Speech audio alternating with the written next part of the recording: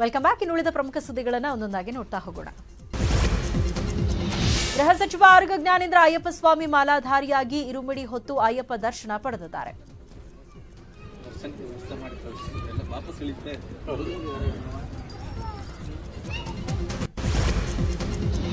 ಶಿವಮೊಗ್ಗ ಸಮೀಪದ ನಿಧಿಗೆಯಲ್ಲಿ 23 ಅಡಿ ಪುನೀತ್ ರಾಜ್ಕುಮಾರ್ ಪ್ರತಿಮೆ ತಲೆ ಎತ್ತಿದೆ. ಜನವರಿ 21ರಂದು ಬಳ್ಳಾರಿ ಜಿಲ್ಲಾ ಕ್ರೀಡಾಂಗಣದಲ್ಲಿ ಈ ಮೂರ್ತಿ ಲೋಕಾರ್ಪಣೆಗೊಳ್ಳಲಿದೆ. ತಮಿಳುನಾಡಲ್ಲಿ ಸಂಕ್ರಾಂತಿ ಸಮಯದಲ್ಲಿ ಜಲ್ಲಿಕಟ್ಟು ಆಡುವುದು ಸಾಮಾನ್ಯ. ಮದುರೈ ಜಿಲ್ಲೆಯ ಅವನಿಯಪುರಂ ಎಂಬಲ್ಲಿ ಜಲ್ಲಿಕಟ್ಟು ವೇಳೆ 60 ಮಂದಿ ಗಾಯಗೊಂಡಿದ್ದು 20 ಮಂದಿ ಗಂಭೀರವಾಗಿ ಗಾಯಗೊಂಡಿದ್ದಾರೆ.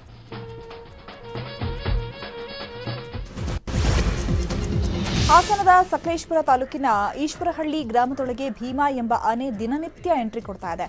ಈ ಆನೆ ಯಾರೊಬ್ಬರಿಗೂ ತೊಂದರೆ ನೀಡದೆ ರಾಜಗಾಂಭೀರ್ಯದಿಂದ ಹೆಜ್ಜೆ ಹಾಕಿದ್ದಾನೆ.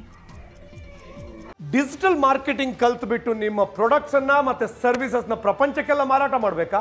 ಫ್ರೀಡಮ್ ಆಪ್ ಅನ್ನ ಈಗಲೇ ಡೌನ್ಲೋಡ್ ಮಾಡಿ ಡಿಜಿಟಲ್ ಮಾರ್ಕೆಟಿಂಗ್ ಎಕ್ಸ್ಪರ್ಟ್ ಆಗಿ.